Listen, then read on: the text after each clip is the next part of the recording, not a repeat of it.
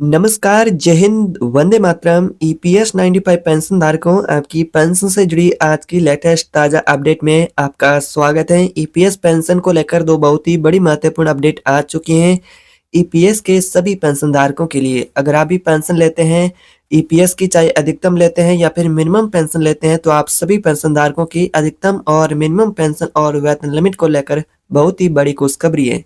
आज इस वीडियो में बात करेंगे आज की ताज़ा अपडेट पेंशन को लेकर आ रही है, जिससे कि ईपीएस के 78 लाख पेंशनर्स को सीधा ही फायदा होगा। और अभी एक ईपीएफओ के पेंशन धारक के सब्सक्राइबर है, सदस्य हैं, तो ये खबर आप सभी पेंशनर्स के लिए ही होने वाली है। ईपीएस की पेंशन की वेतन सीमा यानी कि गणना के नियमों को लेकर भी बड़ी खुशखबरी। अब बदल गए हैं पेंशन की वेतन की गणना के नियम भी, और वेतन लिमिट की बढ़ोतरी को लेकर भी बड़ी खुशखबरी। तो आखिर ये नया वेतन लिमिट क्या लागू किया जाएगा? तो नए वेतन लिमिट को लेकर भी बड़ी खुशखबरी आपके लिए आ रही है। कब लागू की जाएगी नई वेतन लिमिट, और आपकी मिनिमम पेंशन में आखिर क्या होगी बढ़ोतरी? सारे अपडेटों को इस वीडियो में एक एक करके जानने वाले हैं, तो वीडियो ध्यान से देखें। चैनल पर पहली बार है तो सब्सक्राइब करके बेल आइकन को जरूर दबाएं। तो चलिए सीधे अपडेट की ओर चलते हैं। ईपीएस के पेंशन धारकों के लिए बड़ी खुशखबरी, मिलेगी 7,500 पेंशन, श्रम मंत्री का भरोसा। अगर आप भी एक ईपीएस पेंशन लेते हैं, ईपीएस के पेंशन भोगी हैं, तो आपके लिए खुशखबरी। ईपीएस 95 राष्ट्रीय संघर्ष समिति की मासिक बैठक कानपुर में हुई। पेंशनरों ने बताया कि श्रम मंत्री ने न्यूनतम पेंशन 7,500 और रिटायरमेंट के बाद पति पत्नी को निःशुल्क मेडिकल सुविधा देने का भी आश्वासन दिया। ईपीएस 95 राष्ट्रीय संघर्ष समिति की मासिक बैठक में आंदोलन जारी रखने पर बनी रणनीति, रिटायरमेंट के बाद पति पत्नी को निःशुल्क मेडिकल सुविधा आदि की मांग भी पूरी होने की बात कही। कानपुर प्रमुख संवाददाता।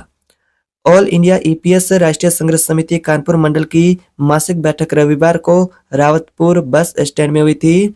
इसमें शामिल हुए पेंशनरों ने कहा है कि 13 अक्टूबर को जो नई दिल्ली में 5 सदस्यीय प्रतिनिधि मंडल ने बातचीत की, सीबीटी की बैठक के पहले इन मांगों पर चर्चा होने का संघर्ष के सफल होने का एक परिचायक है। जल्द ही न्यूनतम पेंशन 1,000 से बढ़ाकर 7,500 प्रतिमाह समेत पेंशनर्स की 4 सूत्रीय मांगों पर फैसला होगा। तो यहाँ पर ईपीएस पेंशन धारकों के लिए बहुत महत्वपूर्ण खबर है। यहाँ पर पेंशन भोगी पिछले काफी लंबे समय से पेंशन की बढ़ोतरी को लेकर मांग कर रहे थे। तो यहाँ पर आप सभी के लिए 7,500 की पेंशन को लेकर एक बार फिर से यहाँ पर बड़ा संकेत, श्रम मंत्रालय का आश्वासन आपके लिए आ गया है। साथ ही अगली बड़ी खबर आ रही है पेंशन धारकों के लिए। अगर आप भी नौकरी करते हैं, आपकी बेसिक्स यहाँ पर कहे तो 25,000 से कम वेतन लिमिट है, तो ये खबर आपके लिए काम की है, क्योंकि सूत्रों से मिली जानकारी के मुताबिक सरकार की योजना है कि ईपीएफओ की पेंशन गणना की लिमिट 15,000 से बढ़ाकर 25,000 प्रतिमाह की जाए। यानी अब ज्यादा सैलरी वाले पीएफ और पेंशन स्कीम ईपीएस के दायरे में आएंगे।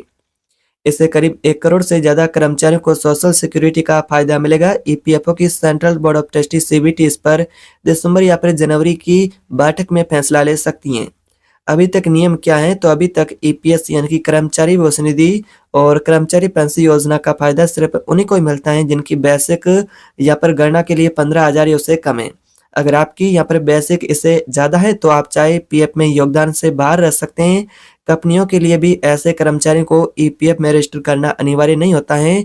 यानी 15,000 की बेसिक होने पर भी कई लोग पीएफ स्कीम के यहाँ पर दायरे से बाहर रह जाते थे। अब उनके लिए भी बड़ी खुशखबरी।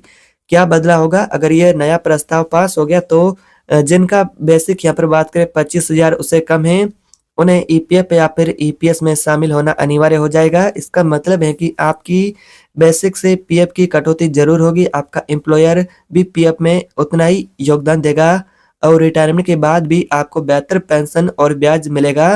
लेबर मिनिस्ट्री के मुताबिक इस कदम से 1 करोड़ नए कर्मचारी ईपीएफओ के दायरे में आएंगे, वो भी इस पेंशन का लाभ उठा पाएंगे। कितना पीएफ कटेगा और कहां जाएगा? अभी ईपीएफ में कर्मचारी और कंपनी दोनों का 12% का योगदान होता है। कर्मचारी का योगदान 12% आपके पीएफ खाते में जाता है। कंपनी का 12% 2 हिस्सों में बढ़ता है, 3.67 यहाँ पर पीएफ में और बाकी 8.33 ईपीएस पेंशन फंड में। इससे आपकी बचत बढ़ेगी, ब्याज मिलेगा और रिटायरमेंट पर पेंशन भी मजबूत होगी। फायदा किसे होगा? उन कर्मचारियों को भी फायदा होगा जो कि 15,000 से ज्यादा और 25,000 तक बेसिक के हैं। उनका यानी कि गणना के लिए उन्हें पहले 15,000 के हिसाब से पेंशन मिलती थी, अब उन्हें 25,000 के हिसाब से मिलेगी। यानी कि इस कदम से नए कर्मचारी भी ईपीएस के दायरे में आएंगे, वो भी पेंशन का लाभ उठा पाएंगे। यानी कि अब पीएफ अनिवार्य लाभ उन्हें भी मिलेगा जिनकी बेसिक यानी कि पेंशन गणना पहले सीमा के कारण पीएफ से बाहर थी, वे अब सोशल सिक्योरिटी कवरेज के तहत आ जाएँगे। अब लंबे समय में ये आपकी रिटायरमेंट प्लानिंग को भी मजबूत करेगा कदम। कुछ लोगों को ये भी डर हो सकता है कि हाथ में मिलने वाली इनएड सैलरी घट जाएगी क्योंकि पीएफ योगदान बढ़ेगा, तो लेकिन एक्सपर्ट का कहना है कि आपके फ्यूचर के लिए कहे तो आज थोड़ी कटौती लेकिन कल बड़ा आपको फायदा जरूर मिलेगा। ये प्रस्ताव अगर पास हो गया तो ये नौकरी पैसा लोग हैं उनके लिए एक सुरक्षित भविष्य की दिशा में एक बड़ा कदम होगा। अगर आप जैसे कि पीएफ कटेगा आपका तो मगर साथ में आपकी बढ़ी हुई पेंशन आपको मिलेगी, ब्याज और सेविंग यानी कि थोड़ा आज के मुकाबले आपको अच्छा मिलेगा, तो कल आप चैन से जिएंगे, आपको अच्छा पेंशन मिलेगा। तो इस प्रकार से कहे तो अगर ये प्रस्ताव पास होता है तो कर्मचारियों के लिए इसका बहुत ही अच्छा फायदा होगा। इसी प्रकार से ईपीएफ और ईपीएस 95 पेंशन और सरकारी योजनाओं से जुड़ी लेटेस्ट अपडेट के लिए चैनल को सब्सक्राइब करना न भूलें। मिलते हैं अगली नई अपडेट में, तब तक के लिए जय हिंद।